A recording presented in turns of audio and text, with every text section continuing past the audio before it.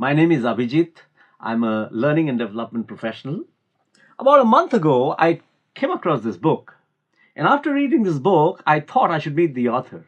And today I present you the author, Mr. K. Jagdish. Hello. Mr. Jagdish is an entrepreneur and an entrepreneur with a spiritual bent of mind. And we thought that we will title our discussion today as Life of Zero Gravity. So my first question to Mr. Jagdish is, what is this concept called life of zero gravity? Newton's law of gravitational force says that every object in this universe, every mass has an object, and every mass is pulling another mass, including human beings. So the point comes whether you can at all term human beings as mass. Yeah, human beings as mass? Yeah, absolutely. I agree with Newton's law of gravitational force. Okay. Physically, the physical weight of a human being may be anything. Right. Not more than 100 kgs normally, but some of them can be a little more. Exceptions are all that there, but it's only marginally more. Right. But the exception that you are contemplating, right, and what I am trying to say, there's a huge difference. Okay. The physical weight of a human being may be anything. Okay. It doesn't matter at all. All right. But the human mind is just nothing short of the weight of the planet Earth itself. Are you talking about the weight of the human mind? Absolutely. It's a human mind which has no physical entity. Right. It's not a physical object. It is not materialistic. Human anatomy comprises of brain. Mind is beyond the scope of this human anatomy. Correct. That's why you talk about the difference between brain and mind also. Absolutely. Correct. So that is why if Newton's law of gravitation holds good, it definitely holds good. I do agree with that. There is no dispute about it. It's a matter of subject matter of physics. Right. But what Newton has not gone into is the mind aspect. So I am trying to tackle the subject of life, human life, from the point of view of mind. Mind is a mere concept. And you were saying that the weight of the mind can be as much as anything in this world. Yes. It's unimaginable. Right. You cannot estimate it. Right. Tell us about the difference between the mind and the brain. Brain is a part of the human anatomy. Right. Absolutely. Every human being has a brain. Correct. Mind is a concept. Mind can change. I would say that the brain is the hardware of a computer. Okay. Mind is the software. So software is virtual. You can't feel, touch, do anything about it. It's intangible. It is intangible. It is not materialistic. There is no matter involved, material involved in that. Right. It is a mere concept. Right. So the human life completely comprises of. It is completely driven by a set of concepts, a number of concepts.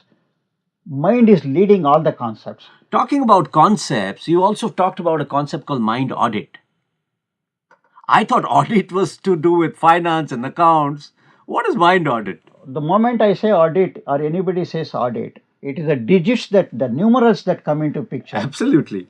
And mind has to be audited because it is way beyond the numerals and alphabets. Okay. A thought coming into the mind, for whatever reason it is, as the data acquired by the sensory perceptions, it can be disastrous. Mind is an asset on one hand, if deployed properly, the power of the mind. If not, it is a terrible liability. It is disastrous. So how can people like us use it as an asset? What can we do? I have given a lot of hints and tips and suggestions in my book. Right. First is, the sensory perceptions are continuously feeding data into the brain. Right. Which is physical. Correct. It's a part of human anatomy. Correct. You see, you hear, yeah. But mind is way beyond that. Once it goes into the brain, the mind is picking up the data from the brain. Correct. Again, it is a concept. How it picks up, how it happens, it's all a matter of subject matter of philosophy. Right. Which many people may not be inclined to go through. I'm trying to bridge philosophy or spirituality and the science aspect of it. And I would say this as applied spirituality, and it is human science. Yeah, I remember reading that at one place in this book, you give us an analogy of an elephant with the mind. Can you tell our viewers about that? Yes. Elephant is a mammoth animal, Right. as we all know, weighing several tons, much against 100, 150 kgs weight of a human being. A human being is training an elephant. Is he training the elephant, or is he training the mind of the elephant? I get your point. So the human is actually training the mind of the elephant, and that's why the elephant behaves in the. Yes. And you are saying that we can also train our minds. Absolutely. There, in that case, in the training of the mind of an elephant, he is using his own deceptive methods to make believe, look, you are tied to this peg, you can't move anymore. Unless I remove, you cannot move. Right. He has deceived the mind of the elephant. But as human beings, since we have a lot more faculties in terms of this five tattvas, air, earth, fire, water, and ether, or akash. Akash.